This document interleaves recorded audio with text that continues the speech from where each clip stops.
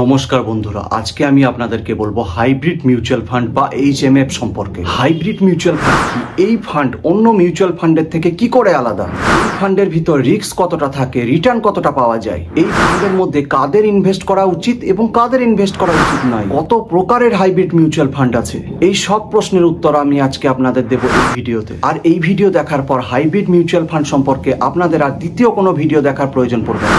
আমরা mutual fund সম্পর্কে কম বেশি সবাই জানি, কিন্তু hybrid mutual fund, equity mutual fund, ডেপ্ট মিউচুয়াল ফান্ড, ETF এগুলো আসলে কি? সহজ কথায় মিউচুয়াল ফান্ড এক প্রকারের হয় না, মিউচুয়াল ফান্ড বিভিন্ন প্রকারের হয়ে থাকে। তার মধ্যেই এক প্রকার মিউচুয়াল ফান্ড হচ্ছে হাইব্রিড মিউচুয়াল ফান্ড। এই হাইব্রিড মিউচুয়াল ফান্ড সম্পর্কে যদি আমরা জানতে চাই, তাহলে আমাদেরকে প্রথমে জানতে হবে ইকুইটি এবং ডেপ্ট মিউচুয়াল ফান্ড সম্পর্কে, কারণ এই দুই মিউচুয়াল ফান্ডের ভিতর থেকে হাইব্রিড মিউচুয়াল ফান্ড বেরিয়ে আসে। ইকুইটি মিউচুয়াল ফান্ড আপনার টাকাকে ডাইরেক্ট মার্কেটে ইনভেস্ট করে, তারপর সেখান থেকে আপনাকে রিটার্ন বানিয়ে দেয়, এটাই হচ্ছে ইকুইটি মিউচুয়াল ফান্ড। এরপরে হচ্ছে ডেপ্ট মিউচুয়াল ফান্ড। ডেপ্ট মিউচুয়াল ফান্ডে গভর্নমেন্ট হাউসে এবং কর্পোরেট হাউসে বন্ডের মাধ্যমে ডেপ্ট মানে ঋণ হিসেবে টাকা দিয়ে থাকে, সেখান থেকে যা রিটার্ন পাওয়া যায় তা কাস্টমারদেরকে প্রফিট হিসেবে দেওয়া হয়। আর এই দুই মিউচুয়াল ফান্ডের মিশ্রণেই তৈরি হয় hybrid mutual fund. Hybrid mutual fund হচ্ছে এমন একটা মিউচুয়াল ফান্ড যেখানে ডেপ্ট এবং ইকুইটি এই দুটোতেই ইনভেস্ট করা হয়। এই দুই মিউচুয়াল ফান্ডের লস এবং প্রফিট এই দুটোই পাওয়া যাবে হাইব্রিড মিউচুয়াল ফান্ডের মধ্যে। হাইব্রিড মিউচুয়াল ফান্ডের মধ্যে রিস্ক কতটা বেশি আছে সেটা যদি জানতে চান, তাহলে জানতে হবে এবং বুঝতে হবে হাইব্রিড মিউচুয়াল ফান্ড কত প্রকারের আছে। দেখুন, মিউচুয়াল ফান্ড যেমন এক প্রকারের হয় না, সেরকমই হাইব্রিড মিউচুয়াল ফান্ডও এক প্রকার নয়। সাধারণত 5 প্রকারের হাইব্রিড মিউচুয়াল ফান্ড আছে। কিছু হাইব্রিড মিউচুয়াল ফান্ডের মধ্যে রিস্ক বেশি, রিটার্নও বেশি, আবার কিছু হাইব্রিড মিউচুয়াল ফান্ডের মধ্যে রিস্ক কম, রিটার্নও বেশি। হ্যাঁ, হাইব্রিড মিউচুয়াল ফান্ডের মধ্যে এমন কিছু মিউচুয়াল ফান্ড আছে যেগুলোতে রিস্ক হয়তো আপনাকে কম নিতে হবে, কিন্তু রিটার্ন আপনাকে বেশি দিতে পারবে। আবার কিছু হাইব্রিড মিউচুয়াল ফান্ডের মধ্যে ডাইভারসিফিকেশন খুব ভালো পরিমাণে পাওয়া যায়। এগুলো আমি একের পর এক আপনাদেরকে ভিডিওর মাধ্যমে বুঝিয়ে বলবো।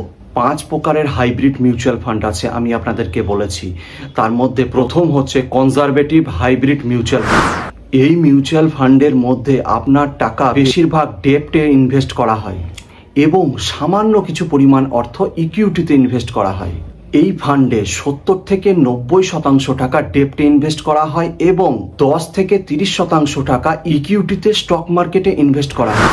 ইনভেস্টের এই পার্সেন্টেজ সম্পর্কে আপনাদেরকে বলা হচ্ছে কারণ আপনাদেরকে সঠিকভাবে বোঝানোর জন্য, যাতে আপনারা নিজের জন্য সঠিক মিউচুয়াল ফান্ড নির্বাচন করতে পারেন। আপনি রিস্ক কতটা নিতে পারবেন, আপনার টাকা আপনি কোথায় ইনভেস্ট করবেন, এগুলো বোঝানোর জন্যই। ধরুন আপনি চাইছেন আপনার টাকা ডেপ্টে ইনভেস্ট করতে এবং চাইছেন কিছু পরিমাণ টাকা ইকুইটিতেও ইনভেস্ট হোক, তাহলে সেক্ষেত্রে আপনাকে কনজারভেটিভ হাইব্রিড মিউচুয়াল ফান্ডে ইনভেস্ট করতে হবে। কিন্তু আপনি যদি মনে করেন আপনার টাকার বেশিরভাগ রিটার্ন ইকুইটি থেকে আসুক এবং খুব কম পরিমাণ রিটার্ন ডেপ্ট থেকে আসুক, তাহলে আপনাকে অ্যাগ্রেসিভ হাইব্রিড মিউচুয়াল ফান্ডে ইনভেস্ট করতে হবে। এই দ্বিতীয় প্রকার অ্যাগ্রেসিভ হাইব্রিড মিউচুয়াল ফান্ডে বেশিরভাগ টাকাই ইনভেস্ট করা হয় ইকুইটিতে এবং কিছু পরিমাণ টাকা ডেপ্টে ইনভেস্ট করা হয়। এই মিউচুয়াল ফান্ডে 70 থেকে 85% টাকা ইকুইটিতে ইনভেস্ট করা হয় এবং 15 থেকে 30% টাকা ডেপ্টে ইনভেস্ট করা হয়। এখানে আপনারা পরিষ্কার কিন্তু বুঝতে পারছেন আপনার টাকা কোথায় বেশি এবং কোথায় কম ইনভেস্ট করা হবে, সাথে আপনার রিস্ক নেওয়ার ক্ষমতা কতটা আছে এবং আপনি কতটা রিটার্ন পেতে পারেন সেটাও বুঝতে পারবেন। এবার আপনি যদি চান আপনার টাকা কম বেশি ভাবে নয়, বরং সমানভাবে ইকুইটিতে এবং ডেপ্টে ইনভেস্ট করা হোক, তাহলে সেক্ষেত্রে আপনার জন্য রয়েছে তৃতীয় প্রকার ব্যালেন্স হাইব্রিড মিউচুয়াল ফান্ড। এই মিউচুয়াল ফান্ডের বিশেষত্ব হচ্ছে আপনার টাকা ব্যালেন্স করে 50-50 ভাবে ইকুইটিতে এবং ডেপ্টে ইনভেস্ট করা হয়ে থাকে, কিন্তু কখনো কখনো 40-60 ব্যালেন্সেও ইনভেস্ট করা হয়। এই ব্যালেন্স সম্পূর্ণ নির্ভর করে ফান্ডের উপর। কখনো 60% ডেপ্টে এবং 40% ইকুইটিতে ইনভেস্ট করা হয়, আবার কখনো 60% ইকুইটিতে এবং 40% ডেপ্টে ইনভেস্ট করা হয়। তবে বাকি দুই মিউচুয়াল ফান্ডের মতো 85% বা 15% এর গ্যাপ কিন্তু এই মিউচুয়াল ফান্ডে দেখা যায় না। বাকি যে দুই মিউচুয়াল ফান্ড রয়েছে সেখানে রিস্ক আপনাকে কম নিতে হয়, আবার রিটার্নের সম্ভাবনাও বেশি রয়েছে। এরকমই চতুর্থ হাইব্রিড মিউচুয়াল ফান্ড হচ্ছে dynamic asset allocation mutual fund.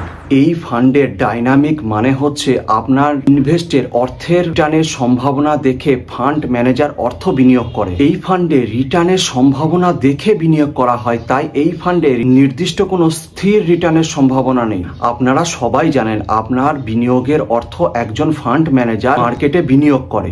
এই ফান্ডের মধ্যে ফান্ড ম্যানেজার যদি মনে করে আপনার রিটার্নের সম্ভাবনা ইকুইটি থেকে বেশি আসার সম্ভাবনা রয়েছে, তাহলে সেক্ষেত্রে সে ইকুইটিতে ইনভেস্ট করবে।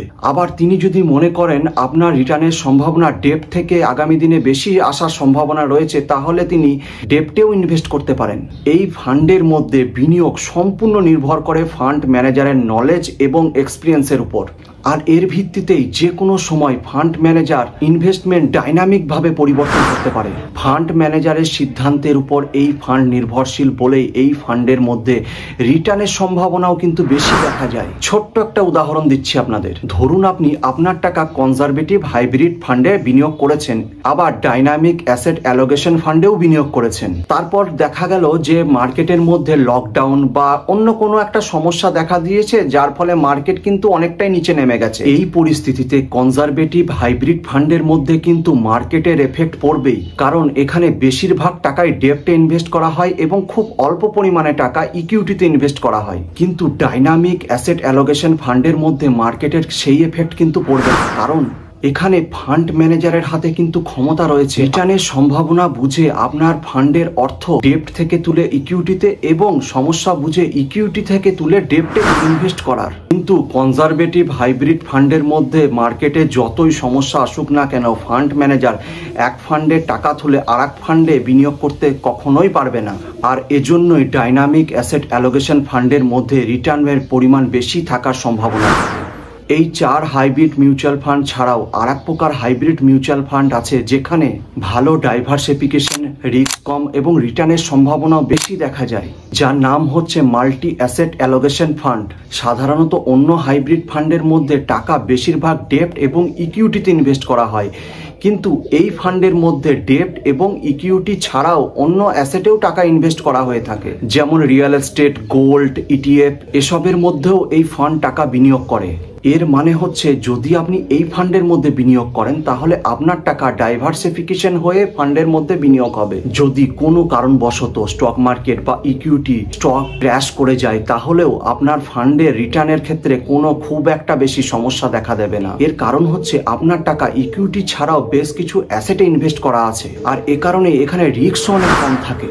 আপনারা নিশ্চয়ই বুঝতে পেরেছেন এই 5 প্রকার হাইব্রিড মিউচুয়াল ফান্ড সম্পর্কে। এছাড়াও আরও কয়েকটি হাইব্রিড মিউচুয়াল ফান্ড আছে যেগুলো অতটাও গুরুত্বপূর্ণ নয়, তাই আমি তাদেরকে নিয়ে এখানে কোনো আলোচনা করছি না।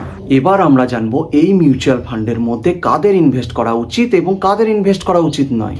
ইনভেস্ট মার্কেটে সবসময় আপনার একটা বিষয় মনে রাখা উচিত, আর এটাই হচ্ছে নিয়ম, যে আপনি যত পরিমাণে রিস্ক নেবেন তত বেশি রিটার্ন পাবেন, এবং আপনি যত রিস্ক কম নেবেন রিটার্নও তত কম পাবেন। এবার ধরুন আপনি মিউচুয়াল ফান্ড বা ইকুইটি থেকে 15 থেকে 16% রিটার্ন পাচ্ছেন, এখানে রিস্কও বেশি, রিটার্নও বেশি। অন্যদিকে ডেপ্ট মিউচুয়াল ফান্ড থেকে আপনি 10 থেকে 12% রিটার্ন পাচ্ছেন, এখানে রিটার্নও কম এবং রিস্কও কম।